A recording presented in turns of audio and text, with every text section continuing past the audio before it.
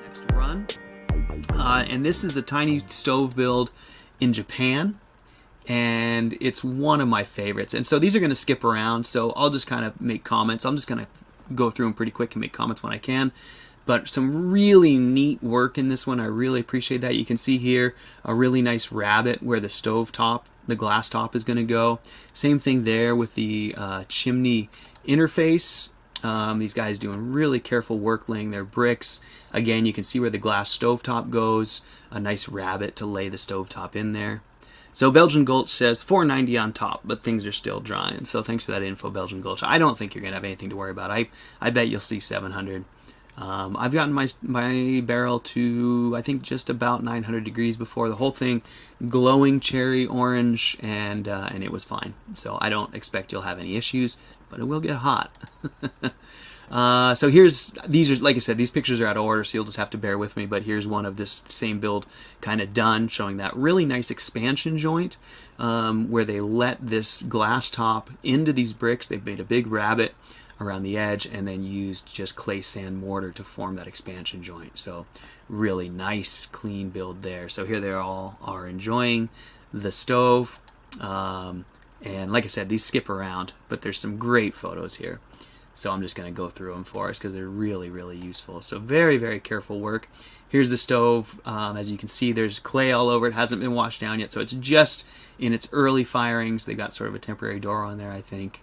And but what a neat stove, right? What beautiful work. This is a really cool shot. This is a picture of the way they did their bypass. And so they got a piece of ceramic fiberboard in this steel channel. And I think that is a really neat way to go by capturing it in this channel. They're minimizing wear, rubbing it against masonry. It also helps with the seal. And I thought this was just a really clean way of incorporating the bypass. So here they are working away on the stove. A nice simple insulated plug door there, using some of my techniques. It's nice to see that. And just beautiful work. This is a really cool shot, you guys. This is a very simple way to construct a secondary air pre-port pipe. So if you'll notice, they just used a piece of angled steel here, and it's just probably drilled and tapped into the two sections. And that's all you need. It doesn't need to be incredibly structurally sound. You just need to hold those pieces in place, and I think this is a great simple way to go. They didn't have to weld, and they're up and running. So I thought that was a really neat idea. So again, looking down in the top, I had a great question this week from Tall Shadow. Tall Shadow, this is a great illustration of your question if you're watching. Tall Shadow wrote me and asked me about the height of these pieces within the riserless core.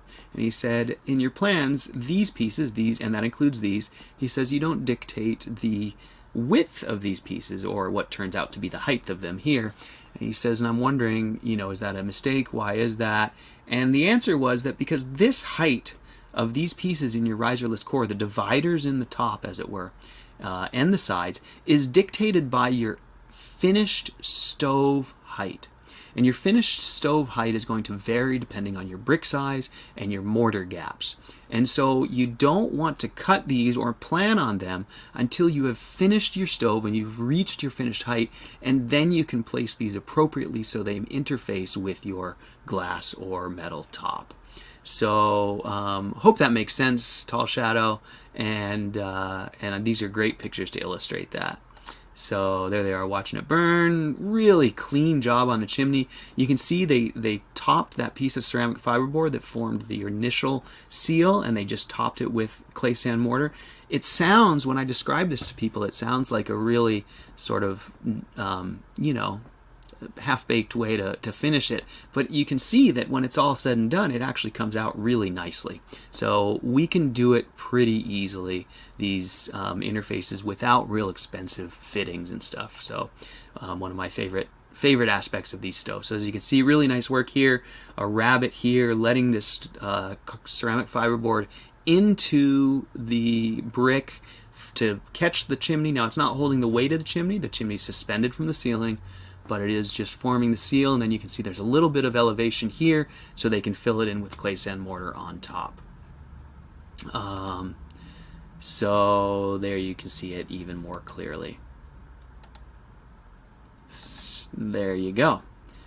And there's their bypass. Use the same technique I did. Looks like just a coat hanger wire with a little piece of wood on it, and it works fine. You know, it doesn't need to be anything really fancy. So, what a beautiful stove, huh? And I love this simple fire brick top in contrast to the red brick body. I think it looks great. The fire brick have a nice crisp edges to them. I think it's gorgeous. So I thought that was a really neat way to finish that stove. So here it is.